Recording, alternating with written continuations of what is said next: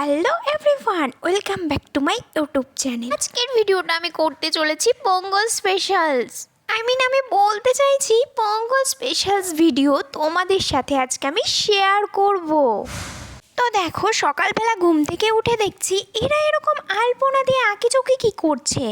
আলপনা না, আমি ঠিক বলতে পারলাম না এরা আলপনা দিচ্ছে না কি করছে। আমি কিন্তু এই নামটা ঠিক জানি না, তোমরা জানলে অবশ্যই কমেন্ট করো।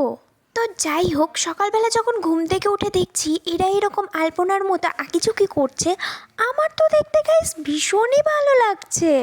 তো তাই ভাবলাম আর ওয়েট না করে আর কী বা করা যায়, একটু ভিডিওই করে নিই। ফার্স্ট টাইম এরকম পঙ্গল সেলিব্রেশন করছি, ভিডিও না করলে চলে? তোমরাই বলো। এইদিকে যখন বিকেলবেলা মানে গতকাল যখন বিকেলবেলা আমি বাজারের দিকে যাচ্ছিলাম, তখন দেখছি এখানে আখ নিয়ে চলে এসেছে। আমি ভাবলাম গাইজ হয়তো আমাদের খাবার জন্য আখ নিয়ে এসেছে, কিন্তু না, আমাদের খাবার জন্য আখ আনিনি, এনেছে পঙ্গল সেলিব্রেশন হবে সেই কারণে। যখন আমি দোতলায়, আসলে আমার রুমটা আর কি দোতলাতে, তো দোতলা থেকে যখন আমি ভিডিওটা করছিলাম, তোমরাই বলো কি সুন্দর ভিডিওটা আসছিল। আর এইদিকে দেখো আমাদের ওয়ার্ডেন দিদি সকাল সকাল স্নান করে চলে এসেছে মালা গাঁথার জন্য। আচ্ছা তোমরা বলো তো, তোমরা এইভাবে কে কে মালা গেঁথেছো? শুধুমাত্র সুতো দিয়ে। দিদি কখনো সুচও ইউজ করেনি, জাস্ট সুতো দিয়েই মালা গাঁথছে। তো তার মাঝে আমি একটু দিদির মালা গাঁথা ভিডিওটা করে নিলাম। বাড়িতে গিয়ে আমিও ট্রাই করে দেখবো যে কিভাবে এত সুন্দর মালা শুধু সুতো দিয়েই গেঁথে ফেলছে। আর এই দিকে দেখো, যেহেতু পঙ্গল সেলিব্রেশন এরকমভাবেই হয়, তাই ওরা এরকমভাবে সব কিছুর আয়োজন করেছে। আর আমি তখন ঠিক ওপরে চলে আসলাম খাবার জন্য। সত্যি বলছি গাইজ, এত খিদে পেয়েছিল যে সেই কারণে আমি ওপরে চলে এসেছি খেতে। যতক্ষণ এইদিকে পঙ্গল সেলিব্রেশন হচ্ছিল, আমি স্নান টান করে খেয়েটে চলে এসেছিলাম নিচের দিকে। নিচে মানে একতলাতে এসে দেখছি, ও মাই গড, জাস্ট অসাধারণ। আমি তো ভাবতেই পারিনি যে ওরা এত সুন্দর করে সাজাবে। আর দেখো জাস্ট ডিজাইনটা, ওয়াও ওয়াও ওয়াও, এত সুন্দর ডিজাইন হয়েছে, আমার তো ভীষণই ভালো লাগছিল। আর এখানে দেখেছো যেটা রান্না হচ্ছে, তোমরাই বলো পায়েস হয়েছে, পায়েসের মতোই ঠিক লাগছে। আচ্ছা তোমরা বলো তো, তোমাদের সত্যি বলতে এই ডিজাইনটা কেমন লাগছে আর ডেকোরেশনটা কেমন হয়েছে? আমার কাছে যদি বলা হয়, আমি তো বলবো 100-এ 100। এত সুন্দর ডিজাইন করে ওরা যে এই সেলিব্রেশনটা করবে, আমি সত্যিই ভাবতে পারিনি। সত্যি বলতে তোমরা কি জানো, আমি ভেবেছিলাম আমাদের হোস্টেলে পঙ্গল সেলিব্রেশনই হবে না, কারণ আগের দিন যেহেতু অন্যান্য হোস্টেলগুলো অলরেডি হয়ে গিয়েছিল, আমাদের হোস্টেলে হয়েছে পরের দিন। তো ফার্স্ট টাইম যখন এই পঙ্গল সেলিব্রেশন দেখলাম, আমার না সত্যিই খুব ভালো লেগেছে। তো এই দিকে দেখো, ওরা এই জিনিসটা আর কি ঠাকুরকে প্রসাদ হিসেবে দিচ্ছে খেতে। তো যখন ওরা এরকমভাবে দিল, দেওয়ার পর আমাদেরকেও প্রসাদটা দিয়েছিল।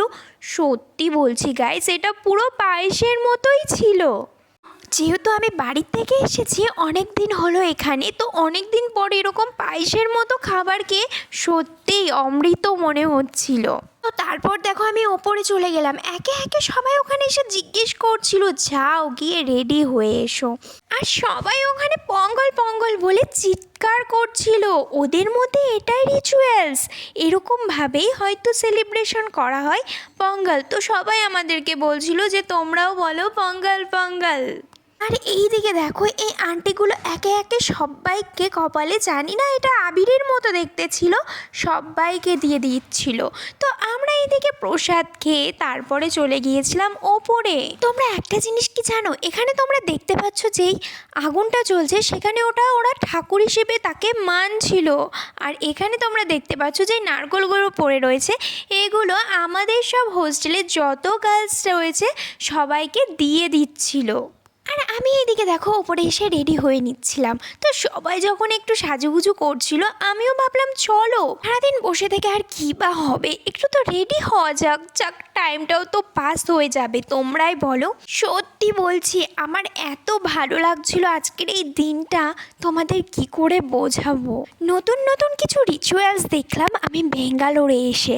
আর তারপর দেখো ফাইনালি আমি এখানে রেডি হয়ে গিয়েছিলাম। তো তোমরা জানাও আমার এই লুকসটা কেমন লাগছিল তোমাদের? সবাই যখন বললো যাও একটু রেডি হয়ে আসো, পঙ্গল সেলিব্রেশনের সময় সবাই যখন রেডি হয়ে এসেছিল, সত্যি সবাইকে খুব সুন্দর লাগছিল।